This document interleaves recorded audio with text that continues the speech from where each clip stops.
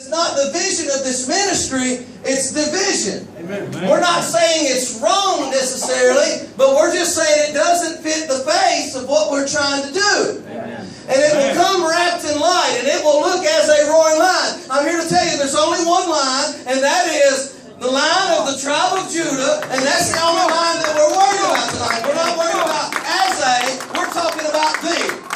Amen? And he says, but watch thou in all things. And that's just what me and Joe and Jason was praying, and I'm believing for leadership. We're going to have to be real careful. And I said some of this Sunday night. We're going to be real careful of who we allow in our fellowship. Listen, the pastoral model is of what we see now is we want everybody. We want everybody. We want all the money to come through the door. We want to fill every one of the seats, and we want to make it look like a success. Right. Come on. But true success says no. We want in our fellowship who God has sent to stay in our fellowship. Come on, man. Amen? Amen. And he says to be watchful. As leaders, one of the greatest qualities of leaders is to know who is supposed to be and who's supposed to not be. Come on. And here's the thing, God will do things and also in seasons as well. But it's time for the body of Christ to open our eyes up and really begin to be spiritual. This ties into what he said. We come in and we get in the presence of Jesus and we get slain in the Spirit and we got our hands lifted in the air. But the fact of the matter is we go out through those doors and we're changed in no way, shape, form. Amen. God's wanting us to have an encounter with Jesus that really changes us. And so that we got to really watch. We got to watch in all things what He's trying to do. Yes. Come on. In 2015, this is simply what I want. I want your guidance and your direction, and I want you to add and to take away as you see fit. Yeah. But just to pray, that's not good enough. We got to watch.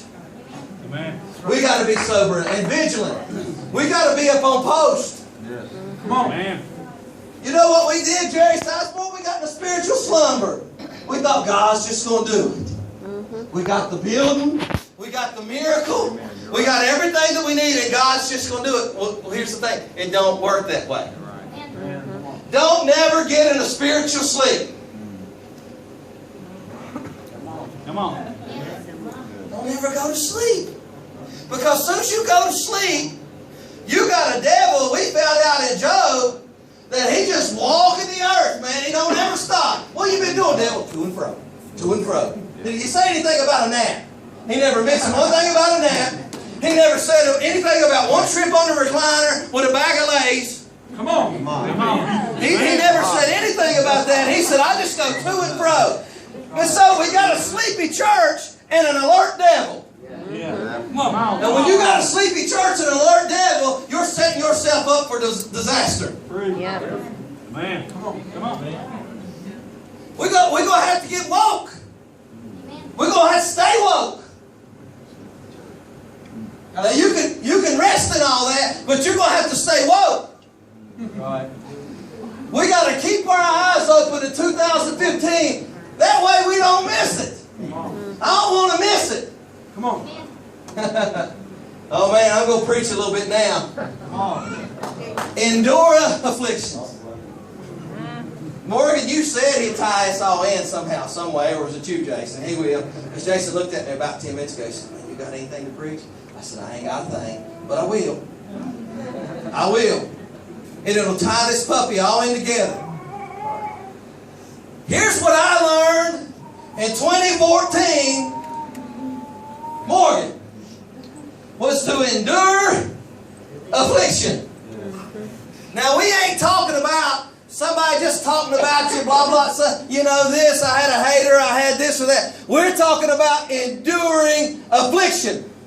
Come on. Before this, he tells Timothy to endure hardness as a good soldier. Yes. To endure hardness. Now, we're going to refer, now Rick retired from the military. And so, anytime I mention a military term, Rick goes, uh-huh. And I said this morning in his funeral. The funeral that I preached was actually a second cousin, but it was my mama's nephew. He was 80-some years old, and he was in the military. And he fought in the war. And I guarantee you, when he went over there and And he was probably there about 5 minutes, and he thought, "Jeez Louise. They talking junk to me, they're sending me somewhere and feeding me rice, and they're going to do this and do that. I'm out." Well, guess what? Somebody got up in his face and said, "Son, sit yourself down. You ain't going nowhere. Because you're mine for at least 2, if not 4 years. You're mine." Come on. Come on. Well, in a sense, it's really that way with Jesus. See, we're going to tie all this together. Jason mentioned about putting your hand to the plow. But the problem is quit is always an option for us. If they offend me at this church, I'm going to quit. If the preacher says this, then I'm going to quit. If they said something about my tithing or giving, I'm going to quit. I'm always going somewhere with the intention of quitting. The reason I waited as long as I did and kept drinking and drugging, and I kept looking at my wife, I said, if I do decide to do this, I'm not going to quit. I'm going to wait until the time's right. When I get drawn, I'm going to do it. I'm going all out for this. I didn't know that it was going to land me a preaching position. I didn't know it was going to land me over a ministry. I had no idea. But I had this